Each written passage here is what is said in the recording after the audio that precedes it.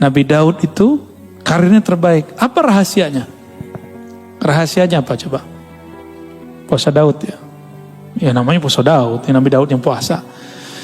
Dulu di awal Allah mencipta Sayyidina Adam, Nabi Adam dikasih unjuk takdir semua keturunannya, termasuk saya duduk malam ini di sini dan antum hadir malam ini. Nabi Adam sudah dikasih unjuk. Nabi Adam tahu. Ya, maka Nabi Adam tersenyum kalau ngeliat kita ngaji.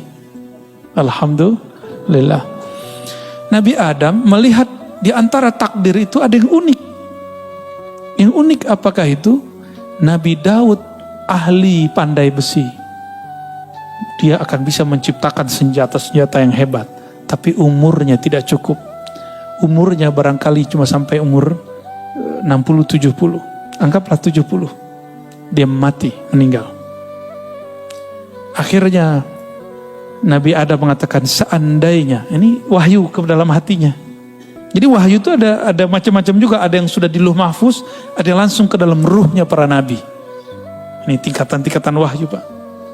Yang sudah sampai, jadi Allah berkalam ke Lauh Mahfuz, itu babnya kudrat iradat, kita sebut takdir. Ada yang masuk ke dalam ruhani para nabi dan para wali. Nah ini namanya bukan takdir, namanya rahmah. Ya, karena aras itu adalah tempat Allah mengejawantahkan rahmatnya. Disebutlah Ar-Rahman 'alal arsy istawa.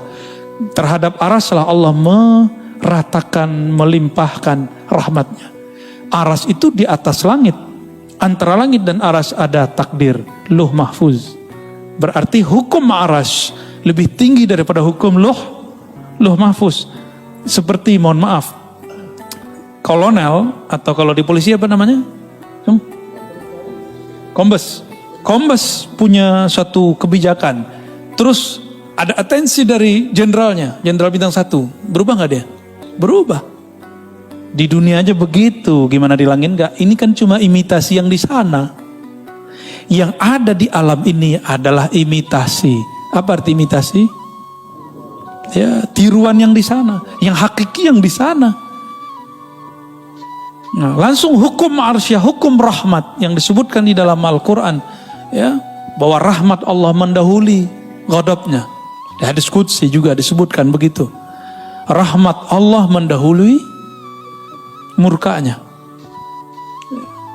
Dalam sebuah lafaz ada kalimat di hadis qudsi misalnya, inna rahmati sabaqat ghadabi, sesungguhnya rahmatku mengalahkan, mendahului ghadabku. Ghadab itu hukum Lauh Mahfuz, murka. Sedangkan rahmat hukum arsyiyah. Berarti ada ilmunya kan? Ini bukan buatan Ar-Razi, bukan akidah baru. Ada dalilnya semua. Kita nggak mungkin keluar kalam sesuatu tanpa ada dalil. Ya, nggak mungkin ya. Saya membawa bid'ah kalau mengatakan itu. Sayyidina Adam alaihissalam kemudian mengatakan, ya Rabb, ini kan bisa diilhami, berikanlah 30 tahun umurku, anugerahi untuk anakku. Nah gitu sayangnya sang ayah Abul Bashar, bapaknya manusia, kepada keturunannya. Benar gak sayang sama anak? Kita ngeliat anak kita sakit, apa kita ngomong, ya Allah, kalau kau mau ambil saya aja. Kira-kira begitu. Ya, ini kok ada ya orang ngomong, ya, terhadap orang yang pernah belajar sama dia, ente murtad, ente kafir, kan aneh kan? Dan gak pantas begitu. Berarti dia gak pernah merasa jadi guru yang sebenar-benarnya. Karena guru yang ada mengayomi, mendoakan kebaikan, bukan memvonis. Ya, itu aneh kalau itu terjadi. Seorang Abul Bashar, karena guru itu Abul Ilm, Abu Talamiz, Abul Muridin. Guru itu adalah ayahandanya seorang murid. Nah, Nabiullah Adam alaihissalam mengatakan, ya Allah berikanlah 30, nyawanya dikasih. Bukan hanya doa, nyawa dikasih Pak. Antum ada yang begitu? Saya melihat sosok itu ada di Imam Sya'rani. Imam Sya'rani ketika melihat ada jamaahnya, muridnya sakit, dikatakan, ya Allah, daripada dia yang sakit, saya aja yang sakit. Ada muridnya ketimpa apa, masalah apa, selalu dia mengatakan, ya Allah, takdir dia pindahkan kepadaku, biar aku yang nanggung. Kalau dia nanggung dia kafir. Dia putus asa kepada rahmat-Mu. Dan saya ketemu beberapa wali-wali begitu di negeri ini. Di negeri ini Pak.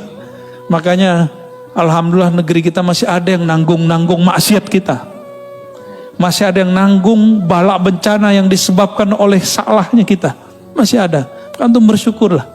Ya, jangan suzon lagi kepada orang-orang. Ya, tidak ada orang dimasyhurkan sebagai wali kecuali Allah mengizinkan dia memang seorang wali.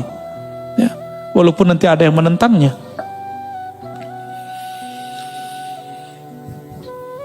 Akhirnya Sayyidina Adam, takdir rahmah mengalahkan takdir kudrat iradat. Diberikanlah 30 tahun. Apa yang terjadi? Setelah umur itu dikurangi, berarti umur Nabi Adam berkurang. Datanglah malaikat maut mengatakan, Mas Adam, sekarang saya datang mau menjemputmu. Oh, jemput gimana nih? Kan jatuh gue masih ada 30 tahun lagi, kira-kira begitu. Loh, kan bukannya dikasih sama anakmu, udah dipindahin, di Lauh Mahfuz sudah diganti. Oh, nggak bisa, saya lupa, nggak ada saya ngomong begitu. Itulah awal nisyan ya waqa ala Sayyidina Adam. Awal kelupaan terjadi pada Nabi Adam. Atas dasar itulah kata Nabi Muhammad SAW, keturunan Nabi Adam pasti akan lupa. Lupa sama Allah, lupa sama Rasulullah, lupa sama anak bini ya. Lupa, emang dari sono. Mau gimana lagi? Hukum rahmah terjadi lagi. Nabi Adam ini kan posisinya lebih tinggi dari malaikat maut. Ya Allah, saya lupa. Menurut saya masih ada 30 tahun lagi. Ya udah, 30 tahun lagi Nabi Adam hidup.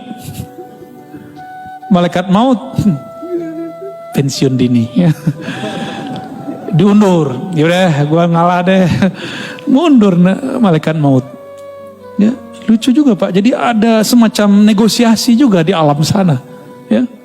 Menarik nggak cerita begitu? Dongeng apa lagi nih Arazi? Hadisnya sahih kok. Cuma saya ceritakan dengan bahasa kita malam ini. Itu aja bedanya. Ya. Terus Nabi Daud.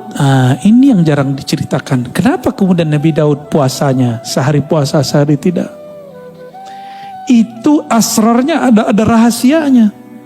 Untuk menebus hukum rahmah itu, as-sawmu li, puasa itu milikku. Milikku ini hukum rahmah. Maka cara Sayyidina Daud untuk berterima kasih kepada Allah, berterima kasih kepada Nabi Adam, dia berpuasa, puasa Daud. Jadi antum kalau mau ada yang diniatkan ya, untuk memperpanjang sesuatu, nah ini kita buka nyeri rahasianya ya. Ingin mendapatkan sesuatu, ya sifatnya duniawi atau ukhrawi, bahkan makom kewalian, puasa Daud. Ya, tapi niatnya saya sarankan supaya nggak kena kitab ini. Ya Allah, aku niat puasa Daud karena Engkau saja. Kalau jabatanku dinaikin ya alhamdulillah, rezekiku lancarin ya alhamdulillah. Yang penting aku karena Engkau. Jika nanti antum puasa Daud rezekinya nggak nambah, jangan berhenti puasa Daudnya. Karena kita puasa bukan karena rezeki, kita puasa karena Razzaq, bukan rezekinya. Kita bukan penyembah rezeki, kita penyembah Allahur Razzaq. Jabatan kita malah kemudian turun. Kata Ustadz ini katanya bisa bikin naik, malah nggak naik, malah jatuh tat. Berarti ada rahasia lain. Rezeki kita gak kemana-mana. Banyak orang yang diturunkan di jabatannya. Kalau dia husnuzon, tunggu lahazat, beberapa saat saja, sebulan 2 bulan bahkan tidak lama, Allah carikan ganti yang lebih indah. Selalu begitu. Akhirnya Sayyidina Daud seumur hidupnya dia berpuasa sehari, puasa besok tidak, untuk kompensasi hukum rahmah. Ya, hukum rahmah, hukum kasih sayang. Ya, supaya tanda terima kasihnya nyambung kepada Allah SWT. Ya, sudah pernah dengar masalah ini sebelumnya? Ya, udah kali ya. Kentar ini dituduh bid'ah lagi.